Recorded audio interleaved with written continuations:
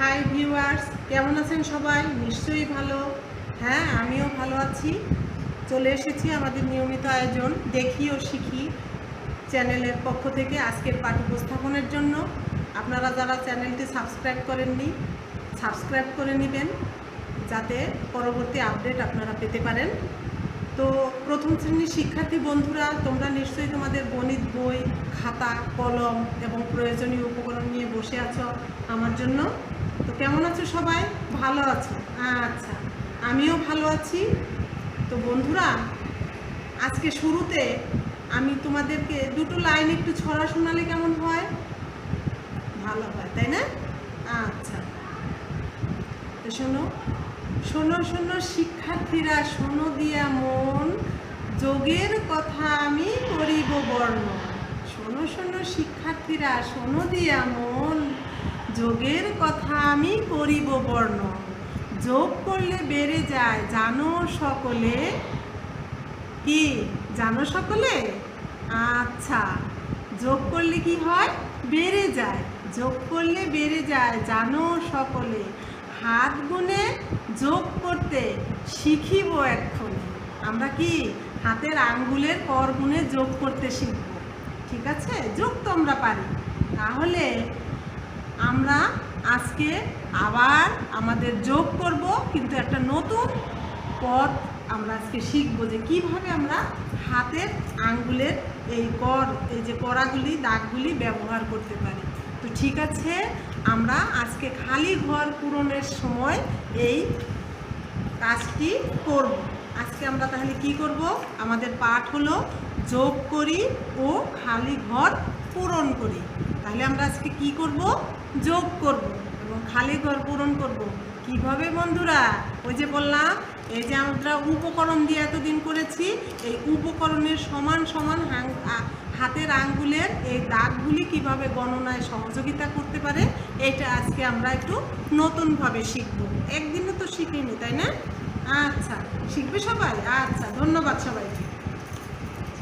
আচ্ছা বন্ধুরা, এখন আমরা তাহলে এই কাজটি কিভাবে করব আমরা একটু দেখি। আমার কাছে একটা ছবি আছে, এই ছবিতে আমরা এই কাজটি করি। বন্ধুরা, এখন দেখো, তোমাদের সবাই এই ছবিটা খাতায় এঁকে নাও। এই ছবিটা তোমরাও খাতায় এঁকে নাও। তারপরে আমি যেভাবে এই গণিতের এই অঙ্কগুলি করি, তোমরা আমার সাথে সাথে করবে। আমি তোমাদের একটু আগে যে বলেছিলাম যে আমরা হাতের আঙ্গুল ব্যবহার করে, আঙ্গুলের এই দাগ ব্যবহার করে এই কাজটি করতে পারবো। এটার কিন্তু আমরা কর গুণে বলি। আমরা আমাদের স্বাভাবিক ভাষায় এই দাগগুলিকে কি বলি? কর। আঙ্গুলের এই এক একটা দাগকে এক একটা করা হিসাবে আমরা বলি। তো ঠিক আছে বন্ধুরা, এইখানে একটা কি দেখো, একটা 3 কোণা ঘর আছে। ঘরের মধ্যে আবার একটা বল, তার ভিতরে আর একটা বল। এখন বলতে পারো যে ম্যাডাম, আমরা কিভাবে এইখানে আমরা যোগগুলি কিভাবে করব? আমরা এখানে কি করব? এখানে যোগ করব। এগুলো আমরা কি করব? যোগ করব। যোগ যোগ এই অঙ্কগুলি আমরা যোগ করব। কার সাথে কার যোগ করব সেইটা আমরা দেখব। কি কার সাথে কার? এখানে দেখো, মধ্যে আছে কি 7। মধ্যে কত আছে? 7। আর তার বাইরে আছে 1 2 3। আমাদের করতে হবে এখানে এই 7 প্রত্যেকবারই কাজে লাগাতে হবে। এই 7-এর সাথে 1 যোগ করব, আবার 7-এর সাথে 2 যোগ করব, আবার এই 7-এর সাথে 3 যোগ করব। 7-এর সাথে 1 যোগ করে এখানে আমরা কত হয় মোট সেটা লিখব। এখানে 2-এর সাথে যোগ করে কত হয়। তাহলে আমি তোমাদেরকে এখানে তোমাদের জন্য কি নিয়ে এসেছি জানো? 7টি মার্বেল এনেছি। কয়টি মার্বেল? 7টি মার্বেল। এখানে আমি রেখে দিলাম 7টি মার্বেল। কয়টি মার্বেল? 7টি মার্বেল। এই যে দেখো, আমাদের 7টি মার্বেল আছে। কয়টি মার্বেল? 7টি। এই মার্বেলগুলি আমরা যোগের ক্ষেত্রে কাজে লাগাবো। এখন বন্ধুরা দেখো, আমাদের এই যে এই 7, তারপরে 1, কত আছে? 7। 7-এর পরে 1। এই 1-এর পরে 7-এর পরেও আমি 1 যোগ করতে পারি। মিলালে কি হবে? 7-এর পরে 1। আমার এখন আমি বলছিলাম হাত ব্যবহার কর, সাতের সাথে এই এক যোগ করলে কি হবে বলো তো বন্ধুরা? সাতের পরে এক, একটা যদি নেই, সাতের পরে একটা নিলে সাতের পরে আট, কত হয়? আট। কত হবে বন্ধুরা? আট। এখানে হবে আট, একটা নিলে আট হবে, সাতের সাথে একটা বাড়তি নিলে কত হবে? আট হবে। একটা নিলে দেখো এখানে সাতটা আছে, এখানে একটা দিলে হয় আটটি। কয়টি হয়? আটটি। এই কাজটা আমি অন্যভাবে করতে পারি।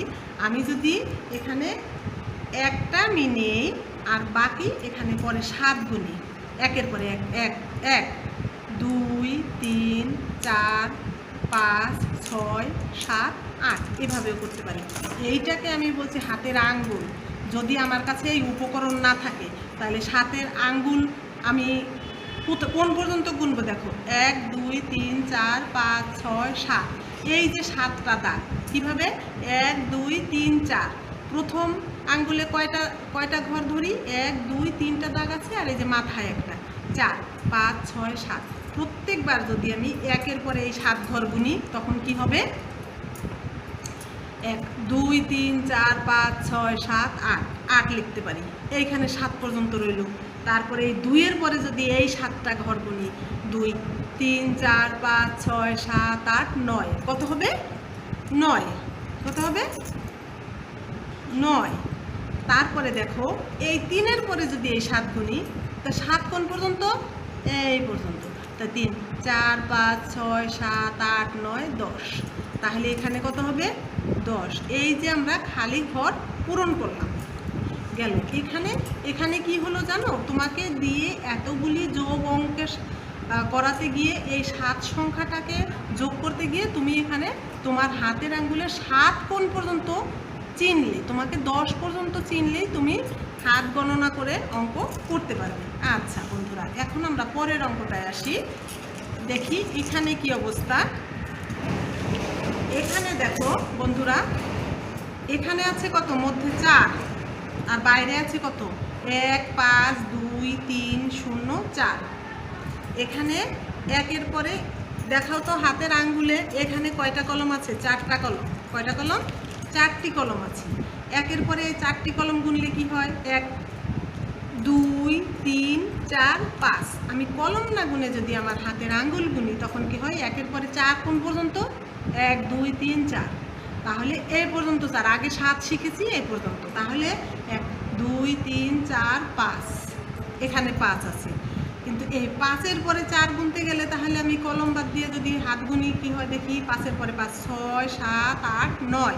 তাহলে এখানে আমার কত হবে? 9। এখানে কত হবে? 9। করতেছো তোমরা সবাই খাতায়? হ্যাঁ, সবাই করবে। 4-এর পরে যদি এই 2-এর পরে যদি আমি এই 4 গুনি তখন কি হয় দেখো তো? 2, 3, 4, 5, 6। দেখেছো বন্ধুরা? 6। এখানে কত হবে? 6। আবার এটা করে দেয়া আছে দেখো, 3-এর পরে 4, 3, 4, 5, 6, 7। আচ্ছা, এটা করা আছে। এখন দেখো বন্ধুরা, আমি শূন্যের যোগ শিখেছিলাম।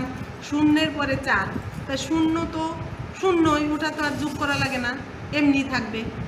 1, 2, 3, 4। তাহলে এখানে কত নামবে? 4।